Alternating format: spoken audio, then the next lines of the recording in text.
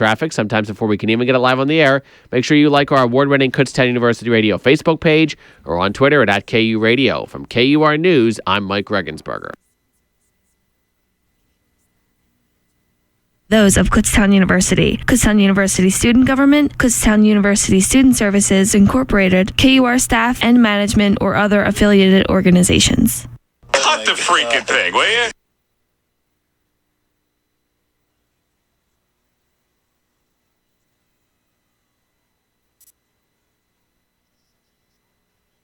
He fires, and it is caught for a touchdown. It's gone!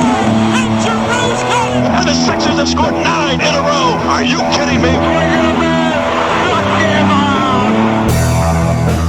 Good evening, everybody, and welcome to the Tyler Werner Show right here on Kutztown Radio, the radio voice of Kutztown University. Start off the show today with a quote I heard. Brian Baldinger brought to my attention last week.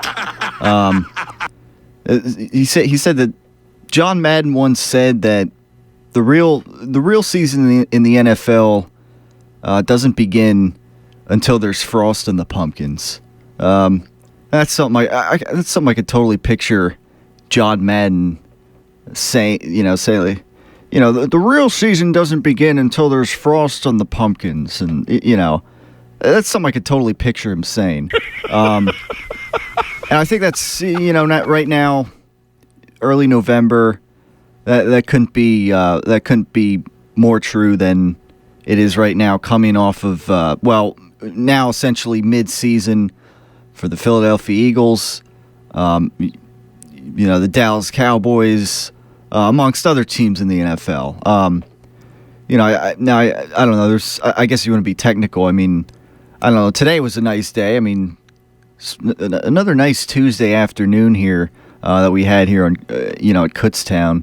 It was like 65 and sunny. So, at least for today's sake, I mean, there was no frost in the pumpkins or whatever. Now you look up, say, like the New England and Denver game. If you watch, if you saw the preview for that, there was snow coming down for that game.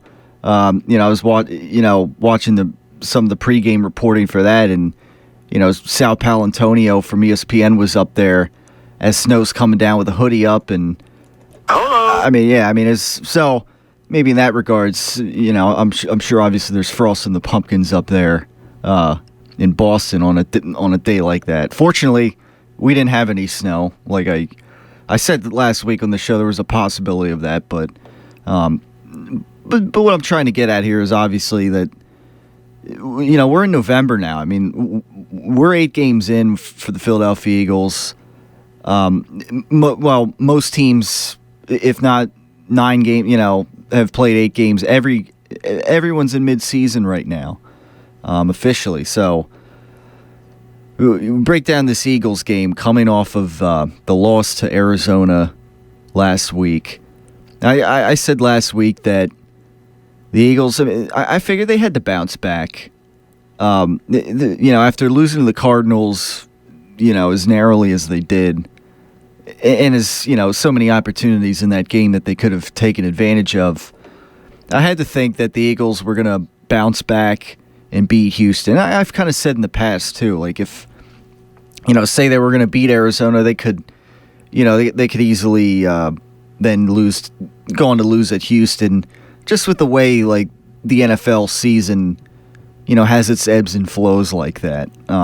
You coming off a big win against Arizona in Arizona, it'd be tough to then go down to Houston and beat them, in those back-to-back games there.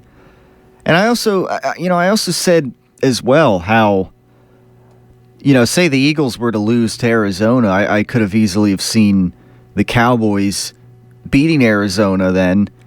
And that, in this whole division race that is, come together ever since the Eagles have kind of been neck and neck with the Dallas Cowboys. I kind of said how, if, say the Eagles were to lose to Arizona, which ended up happening, they could easily, obviously, especially with Dallas coming off of a a division loss to the Redskins last week, I would have, you maybe could have made the case that, maybe Dallas was then going to bounce back and beat Arizona after Arizona had a big win at home and against the Eagles. And, of course, I mentioned last week on the show, obviously the wild card in that situation was Tony Romo going down in the Redskins game. He had to, he came back out, but, he had to be essentially a game-time decision heading into this game against the Arizona Cardinals. And unfortunately then they had to go with Brandon Weeden as he, the backup quarterback. Of course, Kyle Orton was their backup quarterback last season when Romo could not play in the final game. And, of course, he's now over in Buffalo with a winning record so far for the Bills. And but anyhow, I mean, they have Brandon Weeden, and they couldn't run the ball like they did in past weeks with DeMarco Murray. That whole streak is over of rushing for 100 or more yards in each game so far this season. The number one ranked run defense, the Arizona Cardinals, shutting Dez Bryant down for the most part. And I mean, Brandon Weeden, I guess he did an all right job as the backup quarterback, but certainly, I guess he couldn't get the job done the way they would maybe with Tony Romo out there. I don't know, but so now obviously the Cowboys lose 2 straight, and now obviously the Eagles go down to Houston, and they beat them, convincingly, 31-21. Certainly there were moments in this game that could have turned the tide, but for the most part, the Eagles' defense in this game, decent performance by them. They held the Texans to 300 yards overall, and I think almost all of Houston's points really came off of turnovers, whether it was a pick six, or the other interceptions that happened. Really here, the defense was pretty good, overall. As usual, the secondary is going to occasionally look lost.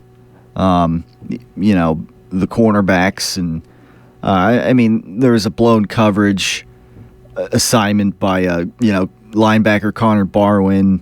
There was a miscue on that maybe, or he just didn't cover the guy well enough. But again, a lot of these points from Houston coming off of turnovers, and this is one of the few games you see where the Eagles hold the opposition to only 300 yards. And this was obviously this was Arian Foster, one of the league's best running backs right now so far this season. They held him down pretty well, and unfortunately for him, he went down later in the game with an injury. Obviously Andre Johnson, weapon for Brian Fitzpatrick, and for the most part the defense playing pretty well. And I think even, you just take a look at the last few weeks. Against Arizona, again, there was a few bad plays that they gave up, unfortunately. The secondary, Brandon Boykin maybe, actually tweaking his hamstring on that one play. I said last week how, maybe that was a bit questionable. You wonder if he was kind of just faking it a little bit, but in actuality, he did have some kind of tweaked hamstring issue that they were working with throughout the week. So, in that play in that game, with the exception of a few bad plays, the Eagles' defense, playing pretty well.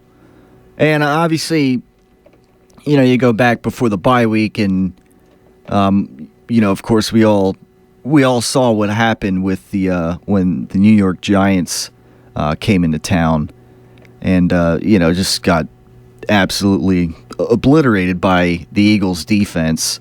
So I agree. For the most part, the past few weeks, the Eagles' defense has been pretty decent. You look at it across the board.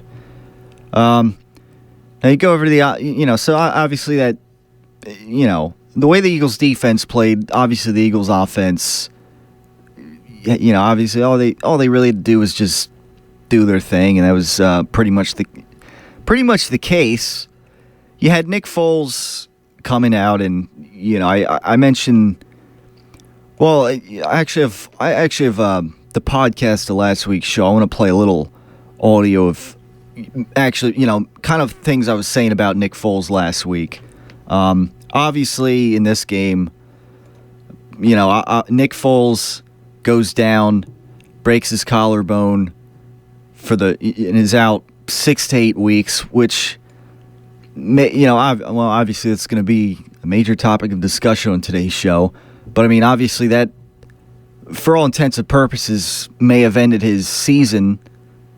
And depending on, if Mark Sanchez just plays to the level that Nick Foles was playing at in the first half of the season, that essentially may potentially cause, Nick Foles' run here with the Philadelphia Eagles to come to an end after this season. What the hell? And I'll get into that. I'll get into that later. If I set off any alarms for anybody there after saying that, but I'll get to that. I'll get to that later. Foles' performance. I mean, in this game, he had another nice deep touchdown pass to Jeremy Maclin, sort of like you saw in the week before against the Arizona Cardinals. He kind of had a similar play like that. And he also had not long after that, on a subsequent drive, you had Nick Foles throwing another interception off his back foot. It was kind of much of the same that you'd get in recent weeks from Nick Foles. A nice deep touchdown pass to Jeremy Maclin. Jeremy Maclin having another field day, here in Houston.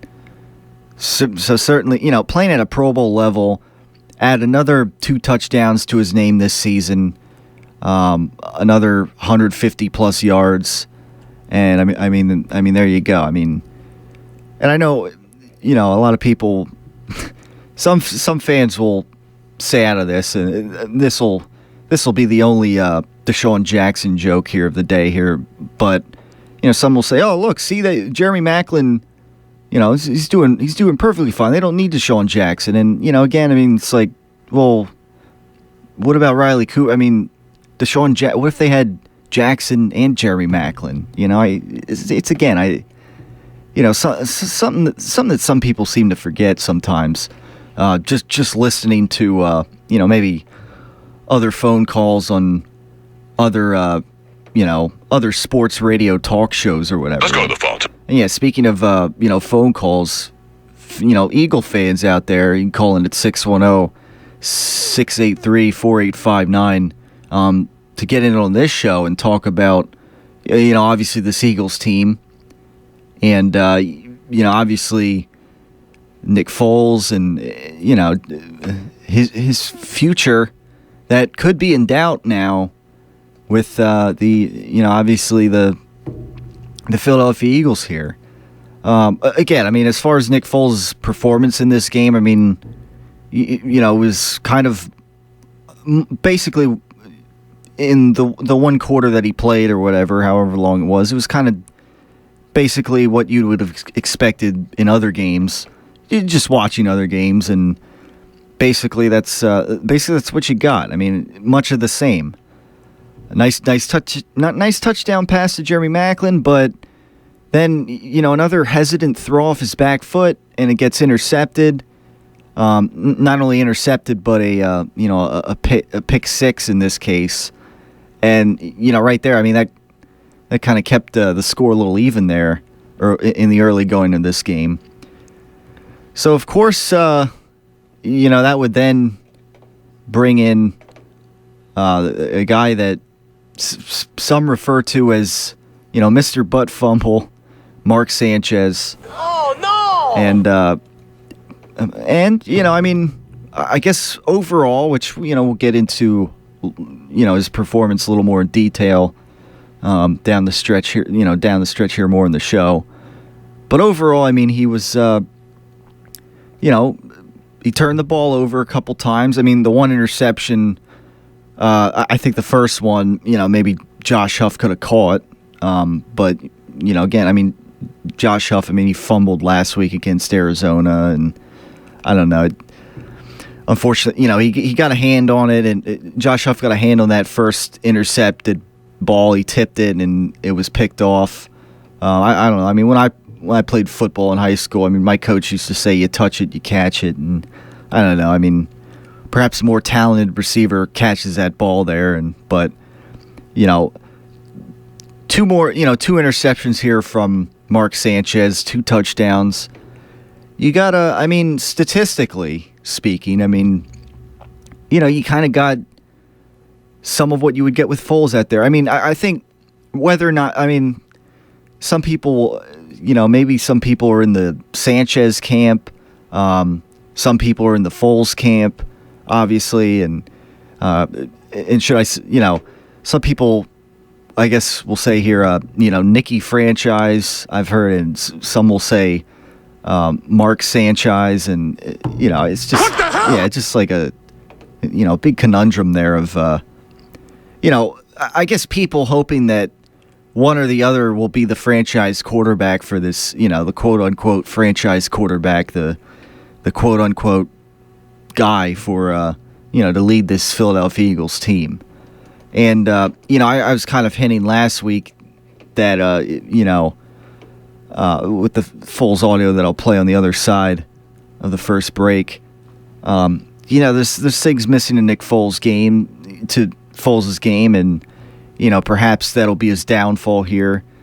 And, Mark Sanchez, by the same token, as far as backups are concerned, at least from my perspective, when they had to bring Mark Sanchez out, I didn't, there wasn't like that, that big panicky feeling that maybe last year, maybe Green Bay Packer fans experienced when they had Seneca Wallace out there, and they had to bring him out against the Eagles, ironically of all teams, and then Seneca Wallace went down. They had to bring out, was it Scott Tolzien or, was that I think it was somebody Tolzien. Who is this?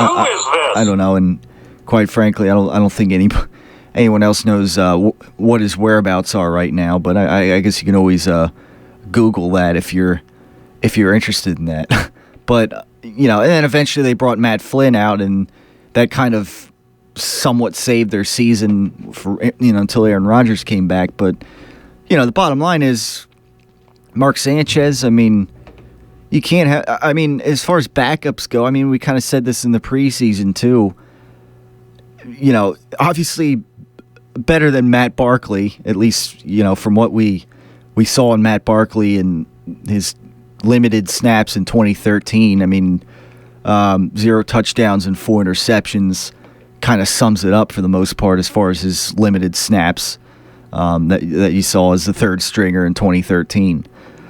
But a lot to get to today on the Tyler Werner Show, amongst other things, and certainly given that Mark Sanchez is a former New York Jet, and that the producer of the show, Tyler Fleming, is a Jets fan, and I'm sure witnessed Mark Sanchez during his heyday with the Jets a few years ago, coming close to getting to the Super Bowl. We'll have to refer to him a little later in the show in the discussion, especially in regards to Mark Sanchez. So yeah, we'll look forward to that down the road here in the Tyler Werner Show today. 610-683-4859 is the number to get in, or you can comment at Facebook.com/Tyler Werner Show, or tweet at Tyler Werner Show on Twitter. So with that in mind, we'll be right back after this. Email any suggestions to kur@kutztown.edu. Complaints, concerns, questions, whatever you may be thinking at the time, it's kur@kutztown.edu. Hi, hon. I thought you were coming home early. Yeah. What's the matter? What happened? God, I realized today just how much I really love you. What do you mean? I almost got killed today. Oh my God. I was rushing home to catch the game. There was a train coming. I thought I could beat it. Billy. I was just about to go around the gate. Something made me slam on the brakes. Oh, thank God. Hot coffee went everywhere. I'm so glad you're all right. It wasn't worth the risk. Never see you again. Never smell your hair. Don't even say that. Never see you walk. I love you. Oh, I'm sorry. It takes a mile for a train to stop. Don't try to beat a train, or someone you love will get hurt. Look, listen, and live. This message brought to you by Operation Lifesaver and this station.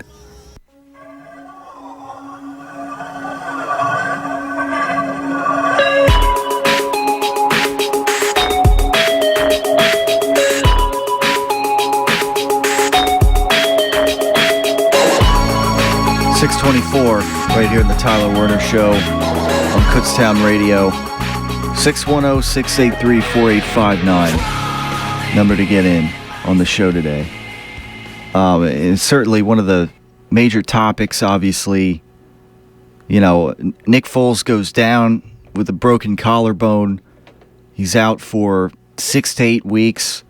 I mean, you know, essentially, that's until basically the end of the season, at least. You know, you go with the 8 weeks there. I mean, that's the end of the season. And, I mean, coming off a broken collarbone, I think you'd probably want to wait anyways. Even, you know, they brought last year the Packers brought back Aaron Rodgers from his broken collarbone injury, basically, I guess, as soon as they could. And, you know, that first game back for him, you could tell, he was still, you know, trying to, I guess, weather the storm, so to speak, of that injury. And, you know, kind of, then again, you know, Aaron Rodgers not at 100% is still, you know, even with coming off that broken collarbone, Aaron Rodgers will still get the job done any day, you know, in this league, as long as he can play, even on a somewhat injured collarbone. But the bottom line is the timing of this, at least for Nick Foles, is not good. And so far this season, really, we've had, you know, 8 games of, well, I guess 7 games and about a quarter of that Texans game. I wanted to, you know, kind of to sum up some of the criticisms, I guess, that I've had, or many other people have had, I guess you could say, of Nick Foles. Just the up and down play, I guess you could say, that we've had from Nick Foles. Obviously not like the 27 touchdown and 2 interception season that he had last year. Certainly, you know, whether it's defenses exposing Nick Foles' flaws or, you know, just whatever. It's his kind of the things that are holding him back, I guess, have really shown this season for the most part. And you know, I kind of brought some of that up on last week's show, and let me go back here with a flashback. I have this flashback, and then last week's show, this flashback, and then something a little later I'll get into regarding an adjustment that I think Chip Kelly made from last week, that I kind of hinted at on the show. You know, maybe they could make. You know, I hinted at that last week, but let me play this. Some of what I said. You know, about a minute and a half of what I was saying about what I was getting to about Nick Foles last week here on the Tyler Werner Show. Basic fundamentals here, and he throws it behind Riley Cooper, and again, unfortunately, Antonio Cromartie was right there, ready to pick off the ball. Now, you know, whether it was intercepted or not, this, you know, an underthrown slant route, throwing it behind the guy is, an underthrown slant route, whether it's intercepted or not, and that's, to throw it behind the guy. I mean, it's, it wouldn't have been as bad if he threw it and, it wasn't ahead of Riley Cooper, but it, hit Riley Cooper in the head or something. I don't know. But the bottom line is this was a horrible throw. And I feel like plenty of times in the past, Foles has connected with Riley Cooper in the slant route in stride and everything. I just don't know what happened here. You got Halloween coming up, and sometimes I just wonder lately when Nick Foles is making some of these bad throws. Foles made some great throws in this game, but then it's like he makes a throw like this.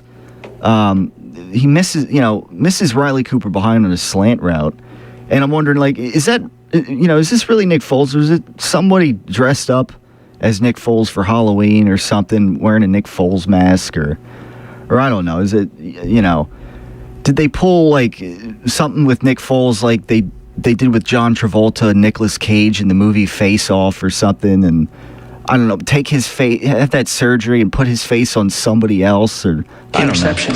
Now our side's got the ball. Sorry. Something like that. I mean, sometimes I just don't get it with Nick Foles lately. I mean, so far this entire season, I mean, he's had, the one game that I think Nick Foles really shined in was the Redskins game, where he was pretty mistake-free and, obviously completing his passes and wasn't throwing silly interceptions like he threw in this game, and even like, the game against the Giants, which overall he was pretty good in, but, there's just some of these turnovers Nick Foles has that, are just make me scratch my head. All right, so that was, there's some thoughts I had last week, and I mean, it kind of just, you could, in my voice last week, I mean, I guess you could sense the, the not the frustration, I guess, but just the observations that, some things, Nick Foles is just up and down this season, and I in that little soundbite there, I didn't even mention how, is throwing off of his back foot very often this season. 93% of the time snaps this season, we're under shotgun for Nick Foles, and I think a lot of that has to do with the fact, the idea that, him under center might not be the best idea. I mean, just because he's slow and immobile, he doesn't slide in the pocket very well. And maybe also they fear that maybe the pace of the play that I don't know, just the execution might be thrown off. I mean, Foles is he's 6'6", and he's kind of gangly, I guess is the word I'm looking for, and some flaws just continue to I guess show and hamper the game a little bit. For Nick Foles this season. And hey, I mean, like I said, I mean, you look at it this season, and I mean, you had the Washington game, Nick Foles showing, all sorts of toughness in that game. He was great in that game and all, making very nice throws. It was mistake-free. I guess as he would say, made all sorts of noise that game. Let's make some noise, come on. The Giants game a couple weeks ago, before the bye was, it was good. Again, I mean, a couple silly interceptions in that game, off his back foot, or maybe, not enough arm strength as a result, and the ball was picked off that maybe it shouldn't have been. I don't know, this and that. And I guess that basically sums it up so far. For this season, really, for Nick Foles, that might be over unless Mark Sanchez really stinks it up for the Eagles, and the Eagles were to they're 6-2 now. They're and I guess we should mention now that the Cowboys are 6-3, the Eagles have a game in hand, and they've essentially by a half game regained the division lead for the NFC East. Interception. Now our side's got the ball. Sorry. Yeah, so now our side's got the ball. I guess so you could say that is the division lead right now for the NFC East. And obviously now the Cowboys, they kind of have some obviously with Tony Romo not playing this past week and being a question mark throughout the season with those back issues. I mean, it's obviously their season's a little questionable right now, and obviously if Tony Romo's back out there, I mean that helps him out certainly, but obviously the dynamic has changed. I mean, a couple weeks ago, everyone was sitting here saying how the Cowboys, I mean, they're 6-1, they'll probably beat the Redskins, they'll jump to 7-1. And maybe, the Eagles, after losing to the Cardinals, the Eagles, maybe the Cowboys beat the Cardinals at home, and this and that, they can move to 8-1. Who knows? They have an easier schedule down the road than the Eagles do, and I mean, that's where we were a couple weeks ago, and obviously, Tony Romo's health. I mean, I kind of said last week how.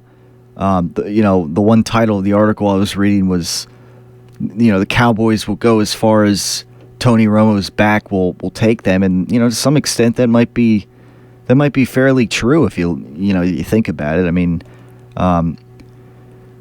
certainly they missed Romo out there, but obviously the Cardinals are now they're sitting at 7-1, the best record in the NFL, and obviously they're right now they're ahead of the game. I mean, they got playoffs started today. They have home field advantage. So, as far as that goes, I mean, they're kind of in control of their own destiny there at the the top of the NFC. Certainly, they have some division games coming up down the road. They still got 2 games against the Seahawks and one against the Niners, and amongst some other another game or two that might be a difficult one. So, that's that right now. The Eagles, now they kind of control their own destiny at the top of the NFC East, and their schedule's a little tougher down the road. But, I mean, I guess, we're going to have to wait and see how, how Mark Sanchez pans out here in the long run, because they, I mean, my theory is that if Sanchez plays as well as Foles was playing, and I guess the way he played in this Texans game was, I think as well as Nick Foles would have played anyways. Then for the most part, I mean, the Eagles should be all right. But if Sanchez plays absolutely terrible and things don't pan out and suddenly the Eagles miss the playoffs or something, then obviously, or let's say it's the last couple of weeks or so, and the Eagles are in a must-win situation to even make the playoffs, and if they can bring Nick Foles back, I mean, then maybe they'll want to bring Nick Foles back out, just because if Sanchez were to play that bad. But I think, again, like I said, I think Sanchez, believe it or not, might offer a little more as far as the play calling. Now, maybe he'll turn the ball over as much as Nick Foles did, although he has a little more mobility. I'm not going to say he has a lot more mobility than Nick Foles, but he has a little more. And they can maybe actually line him up under center, which they did more than they would Nick Foles. And, as I said last week, LaShawn McCoy, he prefers running under center more than, getting the handoff under center than in shotgun. So, I mean, that could also benefit the running game a little more if they line up under center more often. And, I mean, as far as Sanchez's performance in this game, I mean, he as well had a deep bomb to Jeremy Maclin, not for a touchdown, but he would hook up with Maclin later on in the red zone for a touchdown. And I bring up red zone, and that the Eagles were better in the red zone this week than in past weeks. This is one game here, 3 quarters, but they've had issues with the red zone, certainly. And Nick Foles has had issues in the red zone. And this week, though, they were better in the red zone. And he had a nice. Sanchez had a nice play. He was scrambling out of the pocket, and he hit Jeremy Maclin in the end zone for a nice touchdown. And certainly that was, that was a big play there, obviously, in the game to take the lead. And if as long as the Eagles finish like 5-3, and for instance, they go, they finish the year 11-5, they head in the playoffs, and perhaps maybe that wins them the division. I don't know. We'll see how the situation with Tony Romo shakes out. If he can stay healthy, if they, etc. If they're not stuck with Brandon Whedon or whoever else they may have on the depth chart, I guess it remains to be seen. But from the Eagles' standpoint, if Sanchez and the Eagles finish 5-3, then certainly they'll probably ride with him in the playoffs, and that's probably the reality of the situation, whether or not Nick Foles is back or not. Because again, now we've kind of seen what Foles is here, and this is a contract year for Nick Foles, and it'll kind of also be a contract year for Mark Sanchez. But if they don't, the question is not whether Mark Sanchez is the franchise quarterback. He's like I think now that because if Nick Foles is not the franchise quarterback that they're going to want to pay $15 million or more a year for, which it doesn't. I don't think I'm not confident that he earned the job. If you're asking me today, that's probably not going to be. Foles may not be here next year. Unfortunately, I said, I like Nick Foles, and I said last week how we got these new sound bites from Nick Foles, and This guy is a special dude right here. From that mic'd up segment, and I love Nick Foles' positive attitude. You really get the sense in press conferences and everything. But again, there's just a lot of things in his game that are perhaps missing, and I think Chip Kelly might see that, and I'll definitely get to some day after the game press conference footage from Chip Kelly, as he had some things to say about Mark Sanchez after that one solid performance, I guess you could say, with the exception of the interceptions. He had things to say about Mark Sanchez that he's never said about Nick Foles. So we'll play some of that later here. But yeah, then again, Mark Sanchez, I don't, if he goes 5-3, if the Eagles go 5-3, 6-2, I don't think Mark Sanchez would necessarily be the guy to lead them to the Super Bowl. I wouldn't get my hopes wrapped up in that. But maybe even still they win a playoff game with him. Maybe even get to the NFC Championship. We'll see how things pan out. But I think the bottom line here is that the Eagles, they're not really going to be in a position to get a top-level quarterback next year in the draft. I think the way it might play out is that the Eagles roll on the rest of the season fine with Mark Sanchez into the playoffs. We'll see what happens there. Maybe the Eagles might want to draft a a guy that they can make a project quarterback, as in like holding the, maybe they signed Sanchez to a 2-year deal or something, and that the project guy holds a clipboard or whatever, is the backup for a season or two, and they don't just bring him out right away.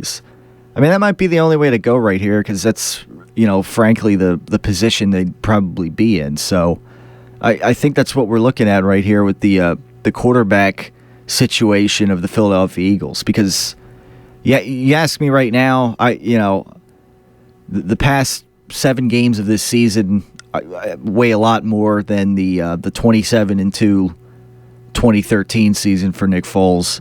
That also in the long run, that didn't, they didn't win a playoff game out of that either. So that's that. 610-683-4859. We'll be right back here on the Tyler Werner Show after this.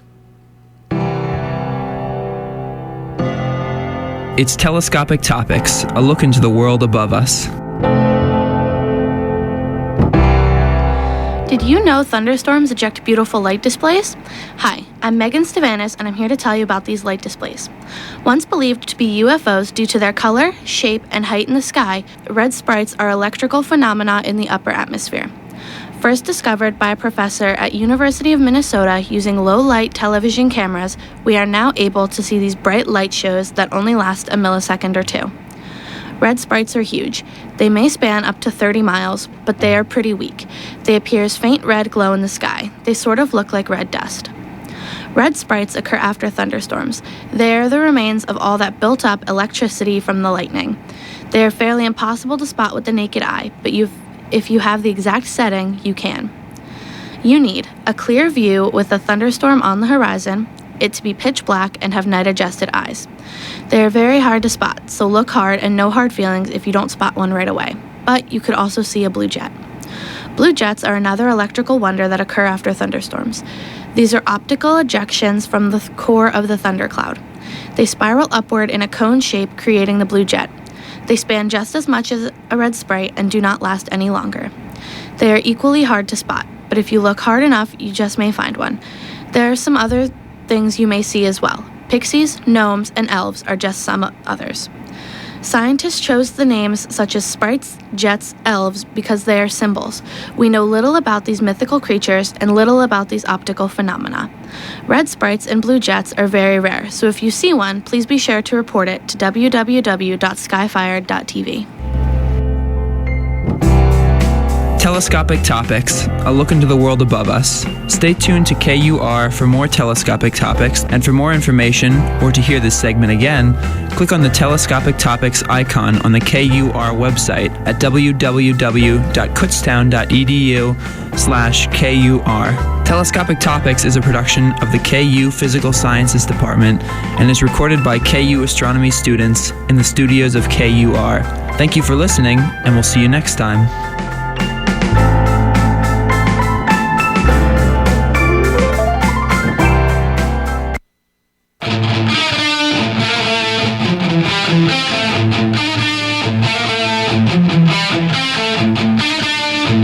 6:47 right here on the Tyler Werner Show on Kutztown Radio. First November edition. So the NFL playoff race is starting to heat up. Obviously, we're kind of past the mid-season mark now. Of course, we got Flyers hockey tonight. Again, their puck drops at 7. So we'll look to maybe keep you updated on the early going in that game as the Flyers take on the Edmonton Oilers tonight. We'll see how that shakes out. Steve Mason still looking for that first win of the season as the Flyers goaltender, and kind of as the the guy, like I said, kind of like the Nick Foles of the Philadelphia Flyers right now is turned the goalie, maybe what the quarterback is to football, maybe the goalie is to hockey in a sense. And so far, Steve Mason, not having the best season as well. So, ironically, they haven't, with him in net so far, they haven't won yet. But fortunately with their backup goaltender, I guess they've been doing Ray Emery. They've been winning games with. So I don't know, but they finished the Flyers essentially. They finished 4-4-2 in that first month. That first 10-game stretch there, where they were 9 out of those 10 games were against playoff teams last year. Obviously, had games in there with the Kings, which they beat last week on Tuesday. That was, and so obviously the defending Stanley Cup champions, and some would say the Philadelphia Flyers of the Western Conference, since they got Mike Richards over there, and amongst other players that have been that went to the LA Kings after playing for the Flyers. The Flyers kind of letting go, and some of these ex-Flyers winning 2 Stanley Cups in the process. So see how hopefully the Flyers can get a win tonight. Maybe Steve Mason shows some signs of maybe some signs of life here for the Flyers as the goaltender that we were hoping could be like the the franchise goaltender, I guess you could say, for the Flyers. Now without further ado, let's as we normally do somewhere around this time on Tuesdays with the Tyler Werner Show, let's get to the Tyler Werner Show call out of the week. It's time for Tyler Werner's call out of the week. I just think somebody owes us an explanation, that's all. What's the matter with you? Loser! You're a loser! Are you kidding me? Well, I have a microphone, and you don't. So you will listen to every word I have to say! Now today's Tyler Werner call out of the week, I guess you could say, it kind of has a bit of a timeline here, and Tyler Fleming, you might know. You actually might know this guy. You're a comm major, correct? If I'm not mistaken. Yes, I am. All right. Well, this. Let me turn down the music here so I can kind of. This call out of the week, it kind of has like a bit of a timeline to it, because a couple weeks ago. Tomorrow is Wednesday, so 2 weeks from 2 weeks ago from tomorrow, Wednesday mornings, for one of my EM classes, the Between the Lines class. I've talked about before. We film, we do filming on Wednesday mornings, and a couple weeks ago, we were doing the filming, and there was this guy that I guess I would eventually learn was a speech and diction professor. I think it's like COM 50 or something. I guess is the class name, I guess, or whatever you want to call it. I kind of know this guy was or this professor, I guess I should say, was I guess observing the professor of the class I was in, the Between the Lines class.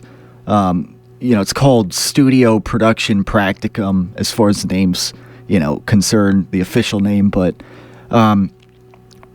almost everybody, including myself, kind of just calls it Between the Lines.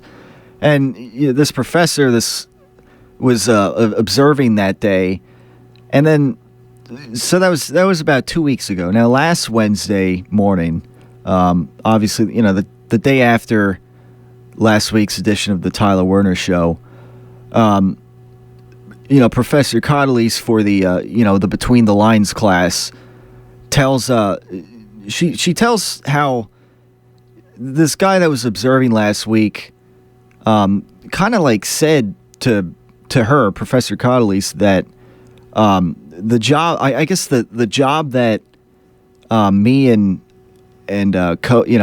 co-host Morgan Harris do is, I don't know, he said like the way we talk, like he recommended that our speech and diction is not up to par or something. He said, I guess apparently he went as far to say that like it's not TV worthy or something like that. and yeah, I mean, I don't know, but apparently Professor Cottley's told us that he recommended that we take like speech and diction or whatever of how we enunciate words in everything. And I mean, even I don't have a problem with constructive criticism at all, really. I mean, I even when I do these PSA announcements, which of course I was supposed to do one earlier and I forgot to do it. So after I'm finished with this little part of the show here, I'll do 2 announcements to make up for that that I guess that lack of memory from earlier. Even when I go down with these PSAs, I try to. I'm actually working on enunciating, I guess, properly, because when you're doing announcements and stuff like that, like info like this, you're kind of supposed to speak pretty clearly. But obviously, it's different right here as I'm talking about sports and everything. It's more of a I guess sports talk is more of an art, and I mean, let's be honest. I mean, the way most people talk in everyday language. I mean, the way we enunciate words today, for the most part, or most people do. I mean, is obvious. It's different. It's more, I guess, diverse as it used to be. I guess communications professor. I don't know who he is, but I guess he's somewhere in his 60s. So I could see how here. I mean, 2014. The way things are different now with how everybody talks. I mean, especially on the radio here, and when it's kind of an art, and people are not really even thinking about how you enunciate words. Really, I mean. But I mean, I would have, at least from my standpoint, if somebody is like constructive criticism, I mean, just tell me right on the spot. I'm perfectly fine with it. But when you're supposedly there to, I guess observe the instructor. I don't know why he was observing the instructor, but that's what she told us. Instead of like saying that to the instructor. You could say it right then and there, I guess. Why, if you have constructive criticism, to me it loses credibility when you tell somebody else, like, you tell, you can tell him if you want. I mean, did he not think that she was gonna, I guess, relay that message to us? And I mean, the thing is too, as well, that on this show, between the lines, I mentioned it. I think I mentioned it maybe the first fall edition of the Tyler Werner Show, that it was actually not the plan for me and Morgan to be the people that conduct these long interviews on the show and this and that and do whatever else we do on the show. It was actually not in the plan. That only happened because the day we were supposed to have auditions, the 4 people that wanted to audition, out of the 4 of them, none of them showed up for whatever reason.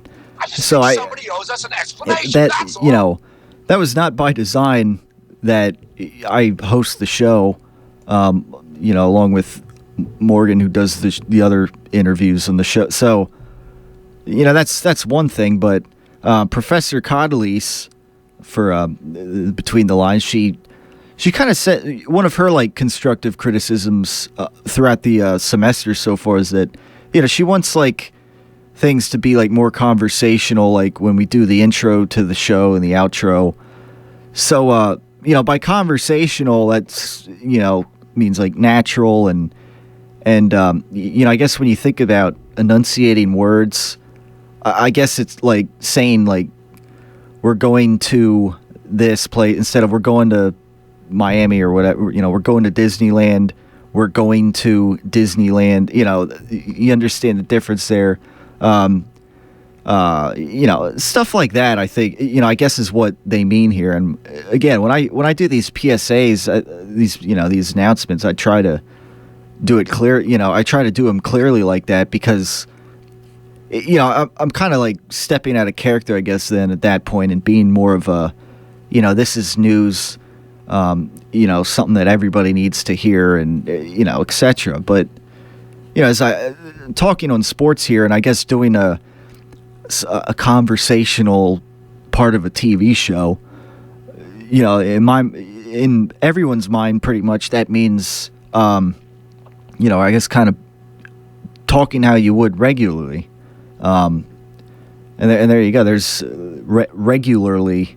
See, I mean, if I were to sit here and try to enunciate every word, I guess some people out there who teach speech and diction expect you to. I mean, I would, I'd just lose my train of thought completely here. So that's kind of why we talk the way we talk. As long as everybody out there listening can understand me, okay, that's I think that's I guess I'm doing a good enough job as far as how I enunciate my words.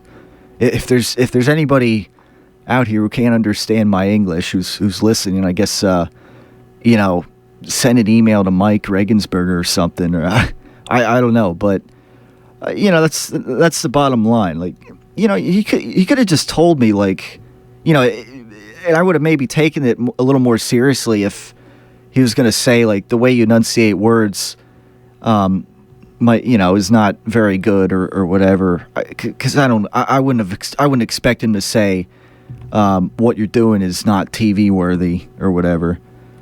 Like, wouldn't it be silly, Fleming, if I went to Mike Regensberger, I sent him an email, or I said something like, the intro to Fleming's Aces Wild radio show, I think it's not acceptable for radio or something. Wouldn't it be stupid if I went to, like, Mike and I said, I don't know. I mean, I don't think it's acceptable, even, having not told you, not that I think that your intro is unacceptable or anything. This is a clear hypothetical. It's a good intro. But yeah, like something like that, for instance, if I went to, like, Mike Regensberg and I had some kind of, like, silly, like, I guess constructive criticism, wouldn't it? Why wouldn't I just, like, tell you right here? I mean, I'm like, after my show or whatever, I'm on, we're right here in the same studio. It'd be silly if I just went to Mike Regensberger to say something that I could easily, a constructive criticism I could easily make right here. I guess is where I'm going with this. Yeah, that's absolutely ridiculous. I mean, I guess some people just prefer to talk around people. Yeah. So.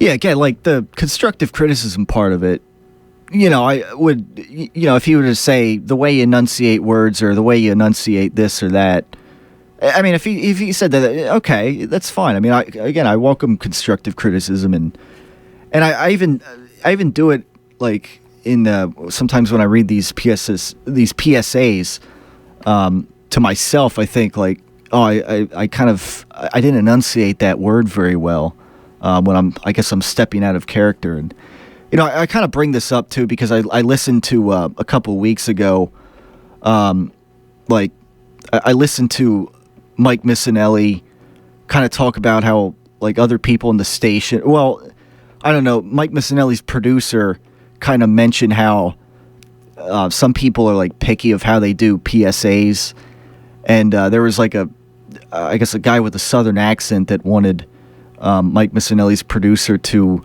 pronounce I guess the word details as details, and it kind of brought up a whole theme on that show of, like, Mike Missinelli kind of pointing out other people, I guess other people doing spots. Like, he pointed out how Brian Baldinger in a PSA said BMW instead of BMW, and he also he pointed out, like, Harry Mays on that station as well, kind of saying, doing something about a PSA about tomato pies and saying tomato pies instead. Yeah, and just stuff like that. So it kind of the timing of it was an interesting, I guess, thing that happened, I guess, with this whole enunciating words and everything. So I guess the bottom line is, if I'm gonna do a PSA and stuff, then I'll obviously I'll be fluent. But if anybody has a criticism about, I guess, doing how we enunciate words when we do sports talk radio. That's that's kind of the nature of the beast, I guess you could say. It's kind of part of the who our own voice here on the radio. And again, I'm not going to sit here and try to enunciate every word like I guess some people might expect me to in a radio show.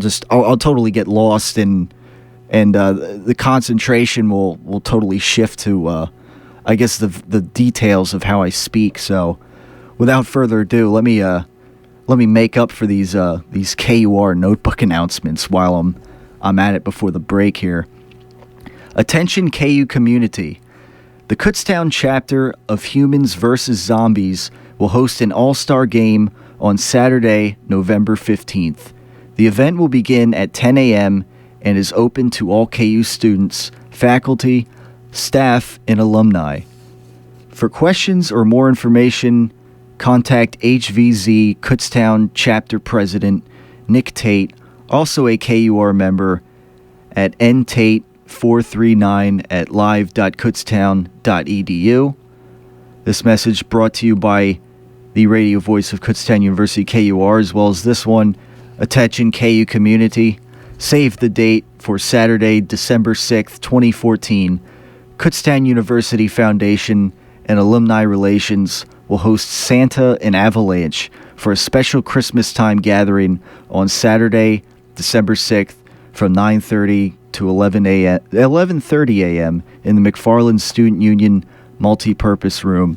Enjoy a hearty breakfast, craft activities, and cheerful seasonal music in the company of Santa and KU's own Avalanche. Children get a free photo with Santa. Register before December 2nd to take advantage of a discounted price of $10 for adults and $5 for children. To register, please contact the KU Foundation and Alumni Relations Office at 610-683-4110. This message of community interest brought to you by the radio voice of Kutztown University, KUR. And there you go. My enunciation, my attempt to be really good at speech and diction there was quite a workout there for the jaw. So without further ado, we'll head to the next break. 610-683-4859. It's the Tyler Werner Show right here on Kutztown Radio. The top of the hour, and you're listening to the source for entertainment, information, and diversity, the radio voice of Kutztown University, KUR Kutztown. On your radio, on campus at 1670 AM. Locally on your television at Service Electric Berks Channel 24, Service Electric Lehigh Channel 266, Hometown U Telecom Channel 28. On your smartphone by downloading an app like TuneIn. On any phone, cell, or landline simply by dialing 610-465-7860, or anywhere in the world on your computer streaming at kur.kutztown.edu. We are the radio voice of Kutztown University, KUR Kutztown. KUR can also be heard in select campus buildings like the MSU, Rickenbach, Stratton, Rec Center, and Keystone at 88.3 FM. Nominated for Best College Radio Station at an institution with under 10,000 enrollment and winner of Best Use of Social Media, your news leader in northeastern Berks County, KUR Kutztown. News, time for news. The KUR News Time is the top of the hour. I'm Mike Regensberger. Stay tuned to KUR for coverage of Election Day after the election. We hope you did your civic duty and got out to vote on Tuesday with so many big local and national elections. We should have everything tallied by Wednesday afternoon, so tune in then for an update. In other news, state police have charged a 15-year-old girl with harassment after police say she pushed a 61-year-old man who was rushing her to get ready for school Monday morning. The incident happened along the first block of Sigford Dale Road in nearby Maxatawny Township. Police investigated a burglary in the 100 block of East Main Street in the early morning hours of Tuesday here in Kutztown. The incident was reported shortly before 1 a.m. and did not involve force. Further details were not provided. And just when you thought we had it all with ladybugs and stink bugs and bed bugs, there's a new kind of bug penetrating the area, the spotted lanternfly, an invasive southeastern Asian moth that likes to munch on grapes, fruit trees, and hardwood trees. The bug has recently been spotted in nearby District and Pike Townships only about 10 miles east of Kutztown, and the state is so concerned a quarantine has been placed on the movement of materials that harbor the larvae, including firewood, wood products, yard waste, and remodeling or construction materials. Also of concern, packing material, grapevines for decorative purposes or as nursery stock. Businesses in the quarantined area need to obtain a certificate of limited permit in order to transport things. Violators could be thrown in jail. Quote, "We know we're asking a lot," George Gregg, State Secretary of Agriculture, was quoted in the Reading Eagle as saying, "but we know Pennsylvanians will assist us and help us save our fruit trees, grapes, and forests," end quote. A public meeting on the issue will be held Wednesday at 1 p.m. in the Berks County Agricultural Center in Leesport. Checking KUR sports, KU Golden Bears football team has 2 more games this season, and both of them are going to be away games, so both of them are going to be live here on KUR. Next game this Saturday. And Monsoon Mike says you better bundle up for that game because after the nice, mild midweek weather, it's going to turn cold again, much like last weekend. For late-breaking news, weather, sports, and traffic, sometimes before we can even get it live on the air, make sure you like our award-winning Kutztown University Radio Facebook page or on Twitter at @KU Radio. From KUR News, I'm Mike Regensberger. Any views or opinions expressed on KUR are not necessarily those of Kutztown University, Kutztown University Student Government, Kutztown University Student Services, Incorporated, KUR staff and management, or other affiliated organizations.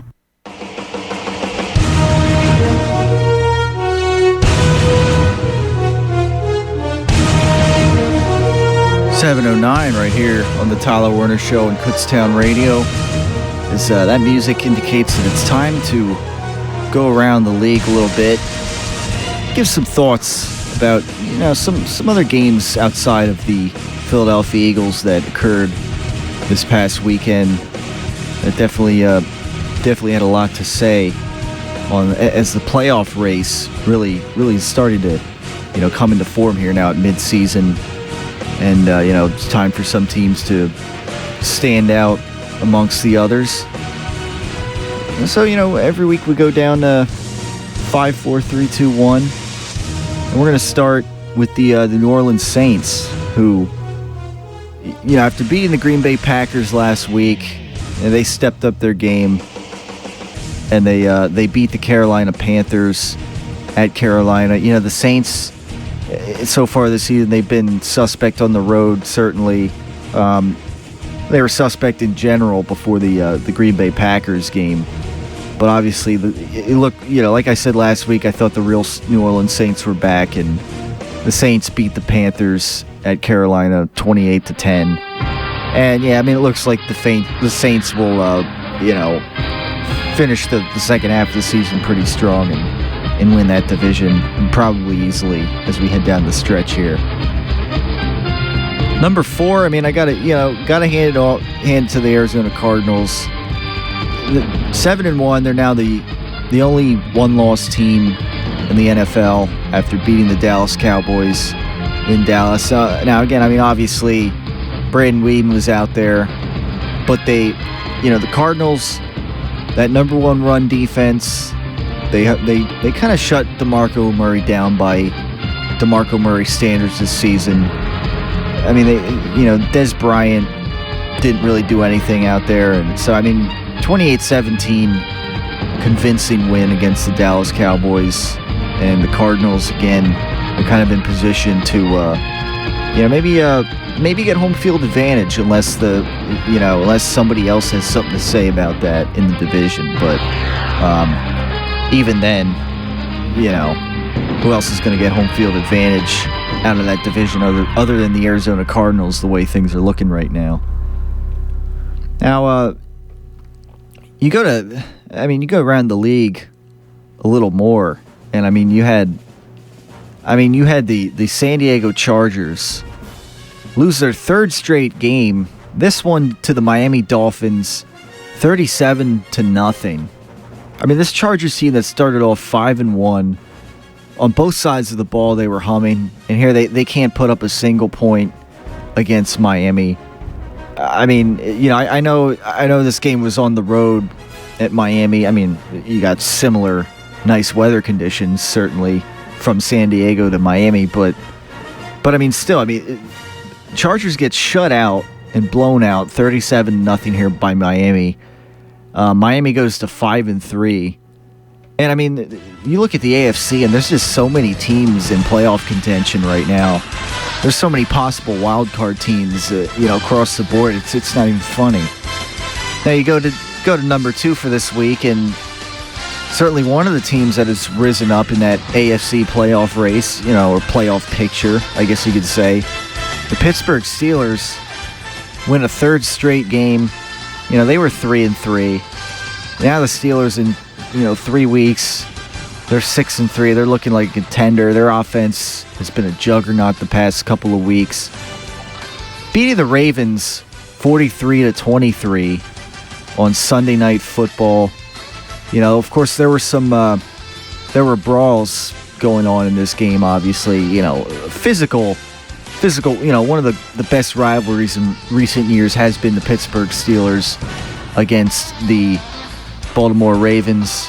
So I mean, you had your fair share of getting in each other's faces and somewhat of a brawl. Maybe not the brawl that Jeff Gordon was involved in NASCAR this past week. But then again, we don't really talk about NASCAR very much on the Tyler Werner Show. Sorry NASCAR fans that may be listening. But that was what you had Sunday Night Football. 43-23, Steelers beating the Baltimore Ravens easily. Who just a few weeks ago the Ravens were looking hot when they were 5-2, and now it's the Steelers in that division for the most part that look like they could maybe win that division this year, the way they've been playing. And the number 1, I hinted last week, this is always a big game. Peyton Manning versus Tom Brady, number 16. So basically it's like almost a guarantee every season that these two quarterbacks play each other. And in recent years it's been, maybe twice a season. And obviously, the Broncos last time, they beat the Patriots in the playoffs in the conference championship last season in Brady versus Manning 15. But this time, kind of like the regular season last year, the Patriots would beat the Broncos. But this time, not by a comeback. Last year, in that regular season game between the Patriots and the Broncos, I think the Patriots were down like 23-0 or something at half in what was a very windy game. And the Patriots would manage to come back and win that game. Now, this time, it's basically all New England, beating the Broncos 43-21. And as I mentioned earlier, there was some wintry conditions up there in Boston, for this game, which I as I was tuning in a little ESPN before that, before the kickoffs of the other games, and I'm just I'm watching and I'm looking and I see Sal Paolantonio with his hoodie and with what appeared to be heavy snow falling down up there in New England. Hello. Yeah, so a bit of a wake up call there as far as wintry conditions, and certainly it'll be here before winter will be here before you know it. But fortunately today was a pretty nice day weather wise, and it'll cool down a little bit this week. But as I kind of I mentioned earlier in the show, in the beginning of the show, is I guess according to Brian Baldinger, John Madden once said, the real season doesn't begin here in the NFL until there's frost in the pumpkins. So something I could totally picture John Madden saying, and that's so you look at it that way, and the real season is really starting to come into form here. And for the Philadelphia Eagles, the real season coming now. Now we have Mark Sanchez as our quarterback probably for the rest of the regular season here, barring a quick comeback from Nick Foles and Mark Sanchez playing very poorly. But Chip Kelly is very, very confident in Mark Sanchez. And I'm going to play a little audio here of yesterday from the press conference. So some of the things that Chip Kelly had to say, and then we'll talk about it. So I'll fire up this from yesterday's press conference. There's a little bit of audio before it with a news report here, news story doing it, but sure enough, we'll hear then what Chip Kelly had to say if you haven't heard it already. A break in the collarbone. That means the Eagles are preparing for Mark Sanchez to be their starting quarterback. I don't have an offense. I've said that since day one. Our offense is directed around our quarterback. So tell me who's playing quarterback, and I'll tell you what our offense is going to be and how it's going to look, because we can always cater it to the skills of our offense. And that's the beauty of what we're doing here. So I think he's obviously has a big-time arm. He's got an NFL arm. He's got NFL feet. He's really, really smart. He's sharp. Great work ethic, very athletic. He had all the things you're looking for in a quarterback. Even though Sanchez is the backup quarterback, he has a lot of experience. He started over 60 games in the NFL as the former franchise quarterback for the New York Jets. He's been to 2 AFC championship games. He's even beat Tom Brady and Peyton Manning on the road in the postseason. Chip Kelly said that the offense works just the same with Mark Sanchez, and there's different things they can do with him as they go forward. Mark is a lot farther along than a lot of guys because of his experience with the Jets. You know what I mean? So he wasn't, Nick last year was just in his second year, and he learned one system his first year in the NFL, then he had to learn a whole new system in his second year in the NFL. I think Mark's a little bit more further advanced just because of his experience with the Jets. The most devastating loss in the game for the Eagles was inside linebacker DeMeco Ryans. He ruptured his Achilles tendon. It's a season-ending injury. It means the Eagles will need to move forward with Casey Matthews and Emmanuel Acho at inside linebacker. It just depends on who's calling the defense in terms of where we are. I think when both linebackers can call the defense, it's not that there's one that has to, but we always defer to one because you just don't want two guys talking. So, DeMeco may be making the direction call, but Michael knows the direction call. It's just one guy's got to call it, so you don't have two guys arguing over what the call is. So Michael's got comfort in it. When we're in dime looks, Michael calls the defense. Michael's kind of the one linebacker in there. Nolan doesn't call the defense. So Mike's got a ton of experience doing it. Casey has experience doing it. Acho has experience doing it. So all the guys that train at inside linebacker can call our defense. All right, so there you have it. And there, also, I kind of forgot to mention. So far, obviously, DeMeco Ryans down towards Achilles for the season. He's out for the season, and obviously that's in my opinion right now, that's probably a bigger loss to the Philadelphia Eagles for this season, given that the drop off from DeMeco Ryans, kind of the quarterback of the defense, to Casey Matthews, or even, Emmanuel Acho. I mean, the drop-off there is greater than, much greater than probably, the way Nick Foles has played this season to Mark Sanchez. It doesn't seem like there's a big drop-off there, at least, unless, maybe suddenly Mark Sanchez were to, maybe totally blow the season or something. But, you just heard Chip Kelly, though. He had some rather interesting things to say, some promising things to say about Mark Sanchez here, now quarterbacking for the Philadelphia Eagles. So, we'll get to more of that on the other side of this next break. 610-683-4859, or send a comment in on the Facebook page, facebook.com/Tyler Werner Show, or even tweet at Tyler Werner Show on Twitter if you'd like. With that in mind, it's the Tyler Werner Show, and it's right here on Kutztown Radio. Hey dudes! We are Pack 183. You're listening to KUR. Hey dudes! Cool dudes! If you're in a traffic accident and have special medical needs, the Yellow Dot program can help. Hi, I'm State Senator Judy Schwank with a Pennsylvania Moment. A yellow dot decal on your vehicle's rear window tells emergency personnel that there's vital medical information about you in the car's glove compartment. Call your local PennDOT office or log on to yellowdot.pa.gov. I'm State Senator Judy Schwank with a Pennsylvania Moment.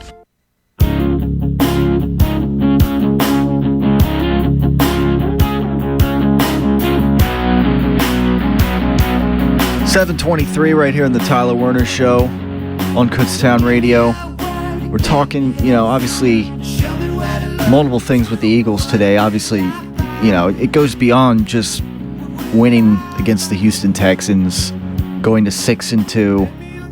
Obviously that sounds great on paper, but obviously, there's some other big fish to fry, I guess you could say, in that Nick Foles goes down, breaks his collarbone, out 6 to 8 weeks, which is essentially the season at this point. D'Amico Ryans tears his Achilles, the quarterback of the defense. And as I was just talking about a minute ago before the last break, that's a huge loss to, at least it's a bigger drop off as far as, depth is concerned from D'Amico Ryans to Casey Matthews. It's really, it's a shame. Now, obviously against Arizona, the Eagles got back Michael Kendricks, which helped, and certainly Michael Kendricks was great out there this past Sunday. So it looks like he's back in full form. The offensive line, which throughout the season, I suggested that, maybe the offensive line certainly not being at full strength, obviously not having, obviously missing 3-4 guys, starters at some point, obviously maybe affected Nick Foles' play, and but there's only so much slack I can cut, that you can cut for Nick Foles, I think, until you kind of just see that he's not mobile. And Chip Kelly, obviously, he probably wants more requisite mobility than what Nick Foles can offer. But I think, Chip Kelly was in a position in this season that obviously, after the season that Nick Foles had last year, obviously you couldn't sell to the fan base to, just totally, ship Nick Foles out of town or whatever. You just couldn't, obviously he was the starter here in the starting position for this season. That's the bottom line. And, even though Michael Vick last season was maybe more suited to, because of his mobility, maybe because, despite when Michael Vick got healthy last season, obviously the Eagles were winning with Nick Foles. There's no way that you could sell to the fan base that, that you take Nick Foles out and go back to Michael Vick, obviously. Now, if Sanchez does fine, and they continue to win, Nick Foles is back healthy at the end of the season or when the playoffs are going on. Realistically, Foles has not earned a franchise quarterback position as far as I'm concerned right now. So, Foles is back healthy as long as Sanchez does the job, as long as he plays good enough. Not necessarily, great, but as long as he just plays good enough and the Eagles, continue to win in the various ways they've been able to win this season, which is, despite shaky quarterback play or whatever, despite missing several guys on the offensive line and Michael Kendricks and whoever else you want to throw out there, despite missing various guys, or whatever, they've managed to win games in different ways, and certainly, it's, I guess props to the organization, I guess you could say, in a sense. But, as far as the quarterback play goes, we saw this happen with Michael Vick and Kevin Cobb in the 2010 season. Cobb, Michael Vick was becoming the winning formula for that season, and even though they were testing to see if Cobb could be the franchise quarterback, at least that was the plan. I guess that's why they drafted him. He didn't prove. Obviously, he didn't prove that, and obviously he could never stay healthy, really. So, Michael Vick became the starting quarterback essentially for the Philadelphia Eagles, and then that happened last season. Michael Vick, tore his hamstring or whatever, and Nick Foles they bring out Nick Foles. He sort of lights it up in a way, and so it's the same process. Now, the exception, for instance, is the 2007 when Donovan McNabb went down and they had Jeff Garcia, and Jeff Garcia played was playing pretty well, and actually led to a miraculous playoff berth that year, and but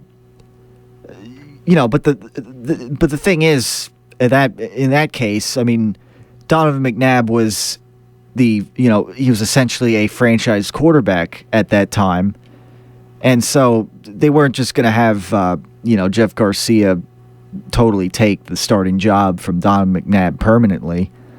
So obviously, in that case, I mean, since Donovan McNabb was a franchise quarterback for the Eagles, then they obviously when healthy, they bring Donovan McNabb back for those reasons. Number 5 will always love you. Bringing up Donovan McNabb in today's show, in that kind of example. But here, I mean, again, Mark Sanchez, as long as they win with him, they finish 5-3. I mean, the very optimist point of view, I guess, is they finished 6-2, and they ultimately finished 12-4. Now, I mean, for that to happen, they lose to Green Bay, and they lose either to Seattle or they lose one to Dallas. But then again, I mean, let's see how Dallas stacks up Thanksgiving a few weeks from now. Let's see if Tony Romo's out there playing, healthy. Let's see if DeMarco Murray's doing all right. If he's healthy or he's just not, if he's not run down. I mean, let's see how he bounces back this coming week for the Cowboys. But obviously, see where Dallas is in a few weeks from now, and I guess also see where the Eagles are to some extent because, see how Mark Sanchez is faring out. But then again, I mean, so far this season, I mean, the Eagles, they're 6-2, and yet Foles has maybe played, well, he played great at Washington, and then, I mean, think of the games they played so far, and, what other games has Nick Foles played in here, really? I mean, not Jacksonville. I mean, you go to Indianapolis, he played fine in the last quarter of the game, but other than that, I mean, he was kind of okay. Again, the Giants he was good at, but he threw some interceptions. So, I mean, other than that, I mean, it's like, what other games was Nick Foles a franchise quarterback like in? I mean, that's, I think that's really where that goes. So, and yet the Eagles, they managed to go 6-2 and had Foles not thrown, one of those lousy that lousy interception in the red zone last week against Arizona, had he maybe connected with somebody in those last few plays, maybe it's a totally different situation for the Eagles, and maybe they win that game against Arizona, and then you go back to San Francisco, and they couldn't get the ball past midfield in that game, pretty much all game. But eventually, when the game was on the line, they had a chance. Obviously they were in the red zone. They had a chance, and they couldn't execute. So, and Nick Foles, obviously there was a chance for Nick Foles to connect with Jeremy Maclin, but he kind of just, I guess he threw it over his head away where nobody was going to get it, and it just, unfortunately, it didn't work out that way. But then again, the Indianapolis game for the Eagles was sort of a gift, so that kind of evens that out a little bit. But that's the bottom line. And I just brought up some red zone troubles. I wanted to get to that other flashback I mentioned about earlier in the show that I wanted to talk about. But first I look at the Flyers game here, the update. 7:40 left in the first period, and the Flyers are on top right now. So, I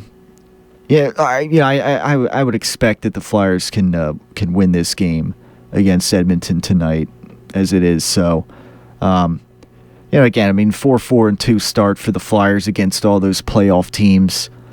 Not too bad, especially when Steve Mason wasn't playing so well. But hopefully he can pick up his game here and maybe be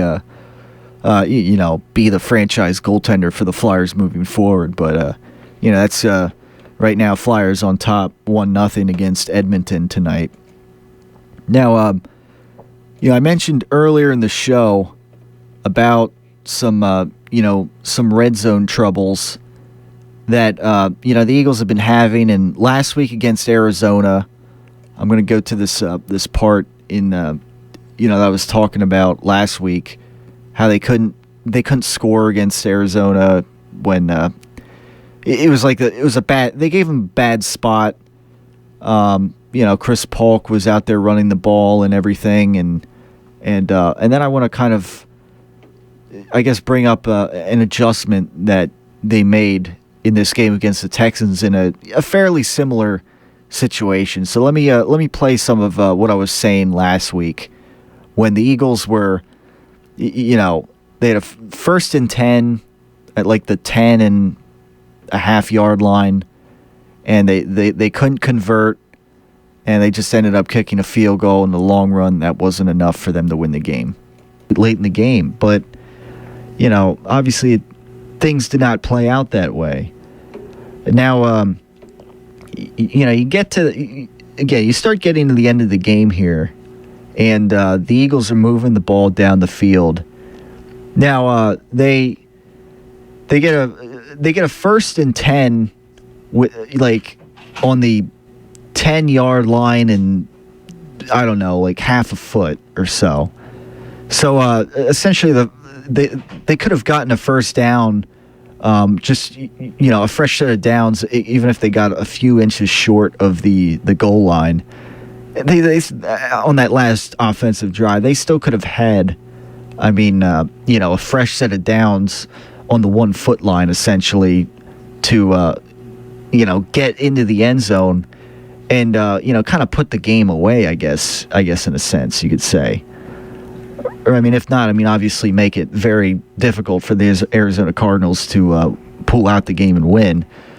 Now, on the first, because this is kind of where the sequence, a series of great opportunities here, I guess you could say, and controversial coaching mishaps, I guess I'll call them.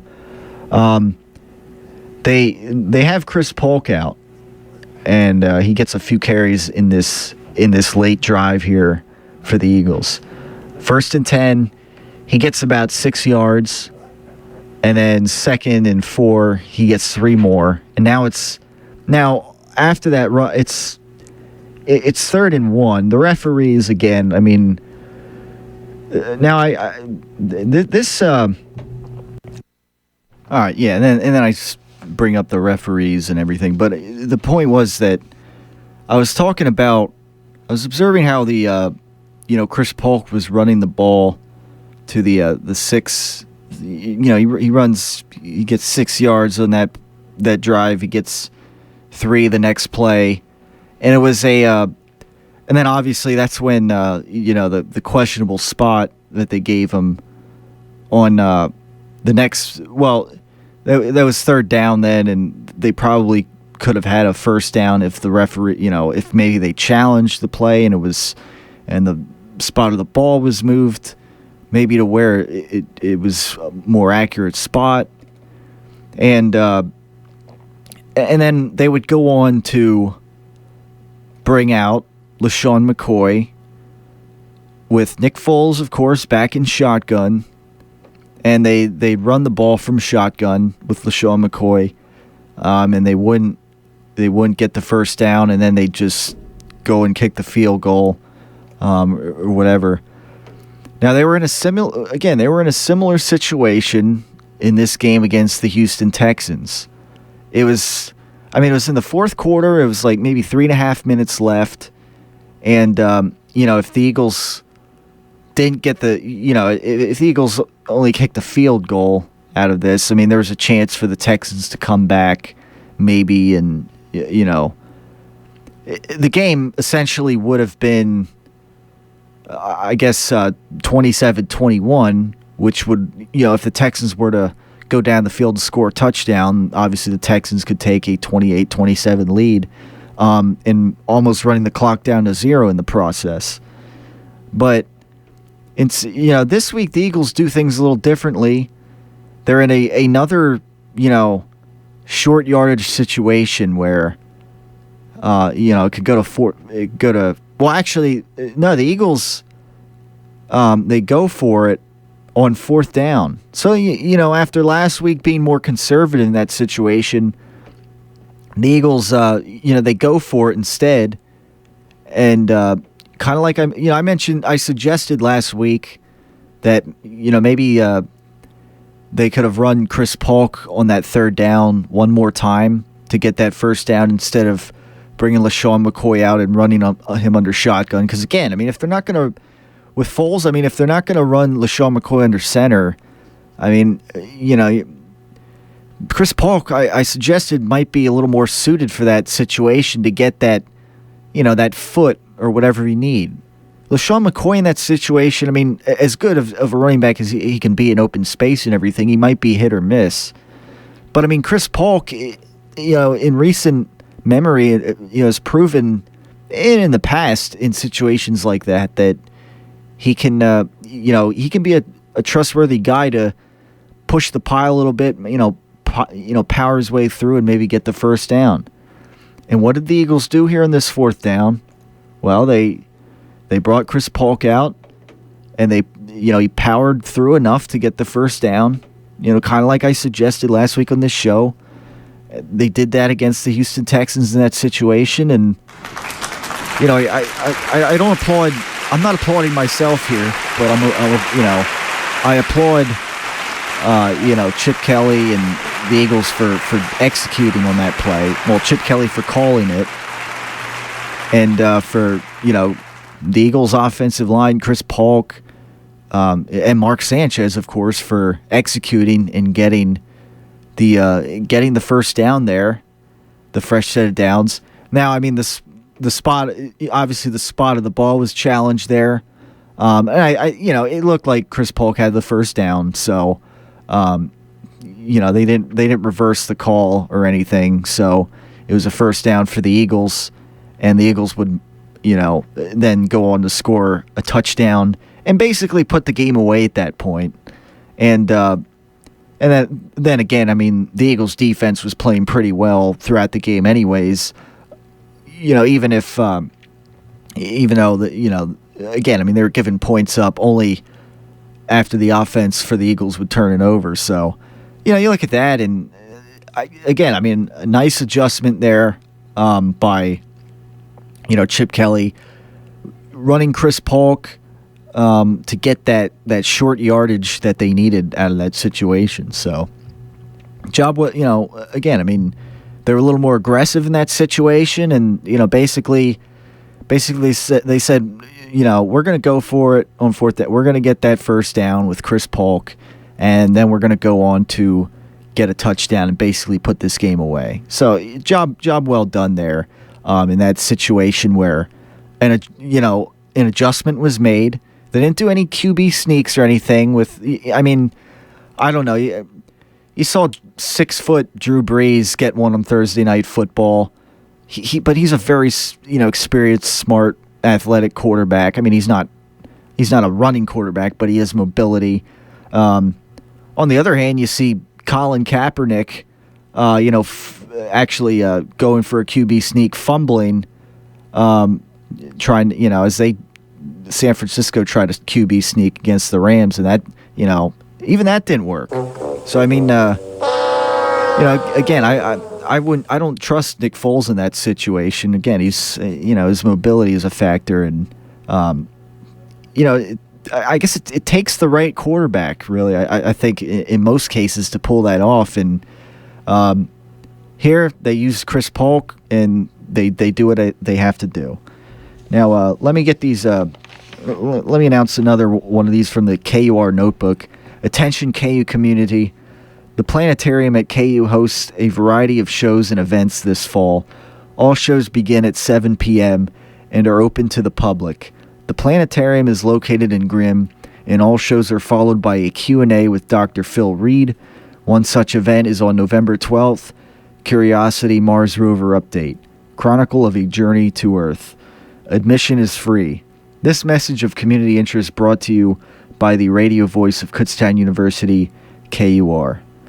And see, going back to that speech and dictionary, I can't say community without almost laughing my way through the rest of this PSA. So I don't know. It's again. I mean, for those who didn't hear, I mean, go back to the podcast on the Facebook.com/Tyler Werner Show when the podcast goes up there, and just go back to listen to the podcast, and you'll hear what I'm talking about.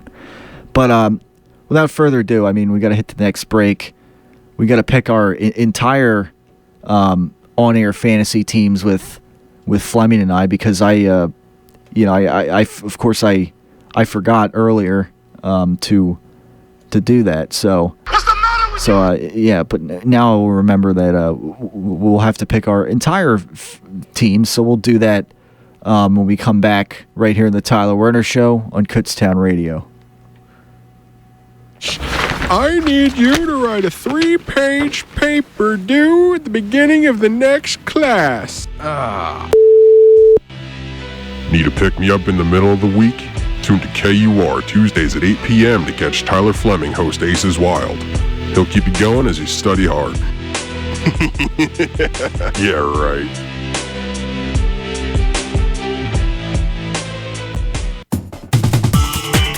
Newsbreak is a student-run news program produced right here at Kutztown University. It features stories that affect the Lehigh Valley, as well as Berks County weather and KU sports. You can watch on Service Electric Berks and on Kutztown University campus on Channel 24 and on Hometown Utilicom Channel 28. KU TV Newsbreak. What are you watching?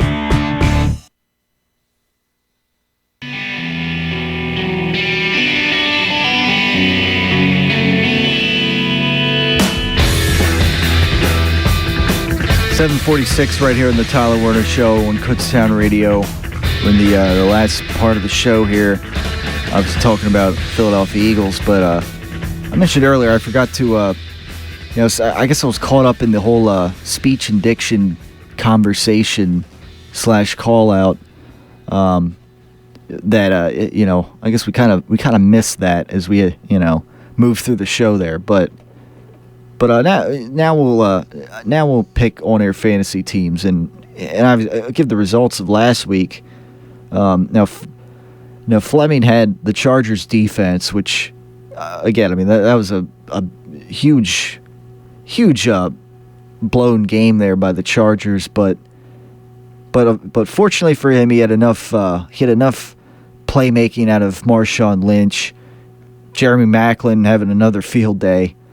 Adam Vinatieri kicking several field goals, and Antonio Brown, despite Russell Wilson not doing much and the Chargers defense playing poorly, my team didn't really have much to say, other than the Seahawks defense playing pretty well, with the exception of the points they gave up to the Raiders. Kaepernick didn't really do anything. Jamal Charles and Des Bryant, they each had touchdowns, but other than that, my team was pretty unproductive, and I'm a little surprised at how much production my team lacked. So Fleming is back on the winning track this week, and yeah, give him applause for that. But now we'll wipe the slate clean for the week, and I'll start off with the first pick as usual, since I lost this past week. So let me get this regular season thing up here for the schedule next week, and look at the games that we have going here. This coming week, I love Drew Brees at quarterback against the San Francisco 49ers.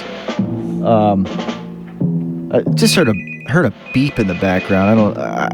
I don't know what it would be about. I don't know if I can answer that in the middle of the fantasy selections here. So if it happens to be a listener over here, I guess call right back in a few minutes on 610-683-4859. I believe they dialed the other number, whoever this is that's currently ringing on the phone here. But anyways, Drew Brees is my quarterback selection as the phone line continues to go off in here. So Fleming, you can go ahead and pick your quarterback. Yeah, I was distracted by that phone. I completely missed your first pick. Who was it? It was Drew Brees at quarterback. Is there something? Is there anything going on, or can you hear it from? Oh, I can hear it clear as day over here. Oh, okay, but the phone's not lighting up or anything. So yeah, your phone's not lighting. Yeah, in the production room, which is the one that's supposed to go off if somebody were to call in.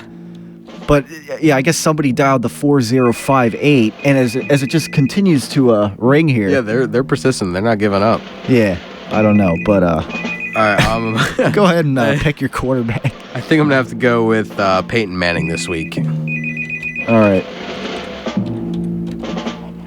Yeah, Broncos should bounce back this coming week, certainly, after that loss to the Patriots. I think finally the ringing has stopped, so maybe we won't be as distracted here as we pick our players. Go ahead and pick the next guy for your team. All right, I'm gonna pick running back DeMarco Murray. All right. Murray. I think who I can pick here for running back.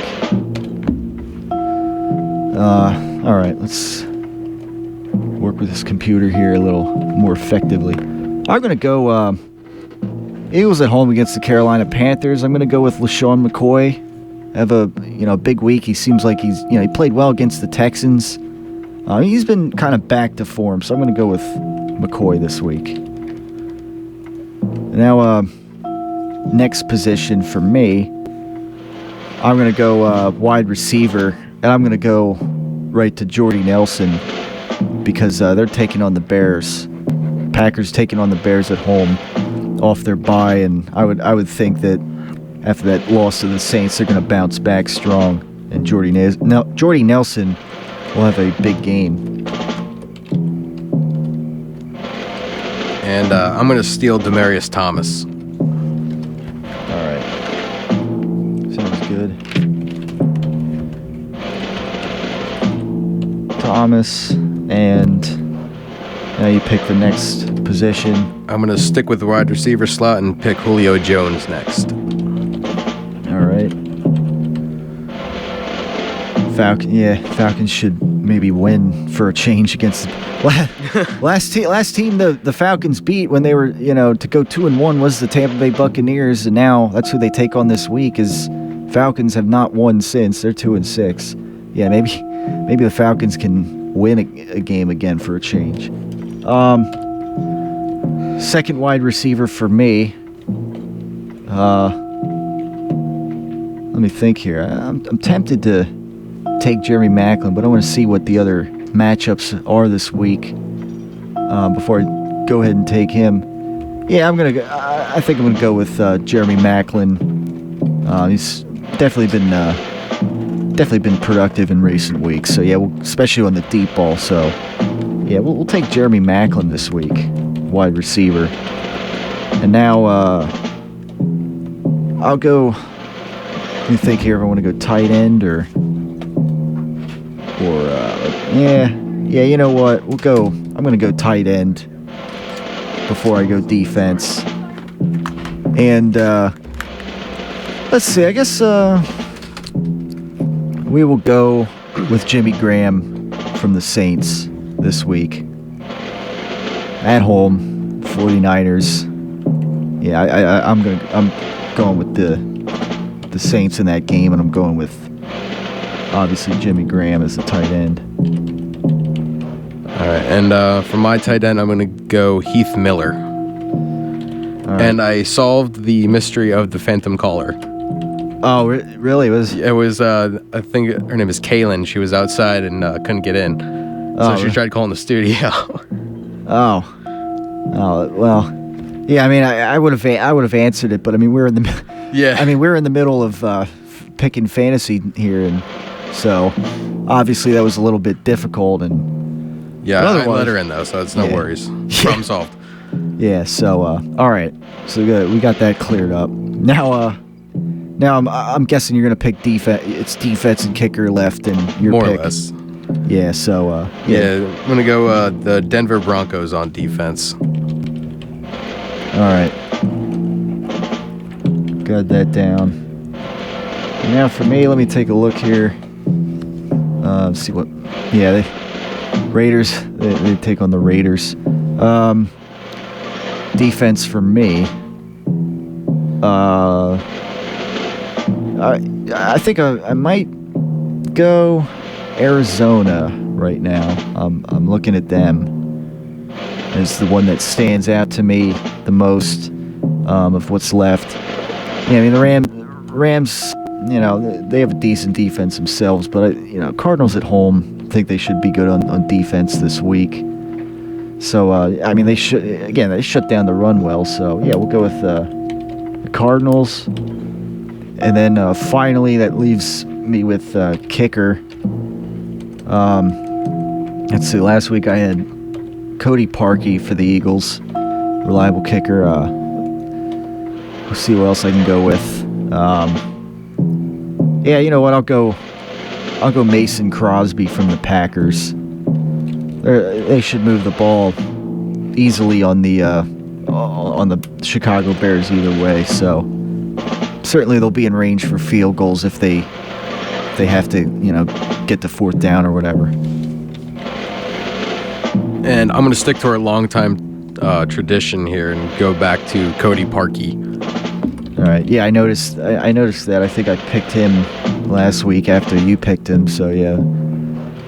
Yeah, he's definitely for the Eagles. He's been obviously a reliable kicker here. I mean, obviously it's not kickers aren't a big talking point here for the, for any football team, but obviously, he's come up big in some situations where obviously if we still had Alex Henry here, I mean, we'd be in trouble in those situations. So, yeah, obviously can't complain about Cody Parkey or the special teams in general for this Eagles team.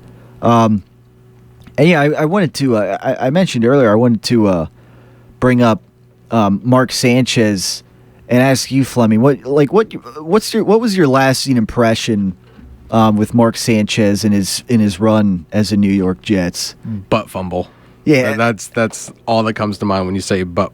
When you say Mark Sanchez, I'll always remember the butt fumble. I wasn't really too much of a fan of him. Yeah. I just didn't like him. Yeah, and I mean, now, ironically, that was Thanksgiving 2 years ago. And how about this? I mean, now he's going to have a chance on Thanksgiving, the way it seems, to maybe make up for that in an Eagles uniform this time. Or maybe even repeat. Yeah, I mean, either... yeah, I mean, yeah, I mean, it's either repeat or I don't know, but then again, I mean, we'll see where Tony Romo stands at that point too as well. It's but yeah, I mean, just a few weeks away from that game. I thought it was funny too. I was listening to Mike and Mike in the morning. I think yesterday on Mike and Mike in the morning.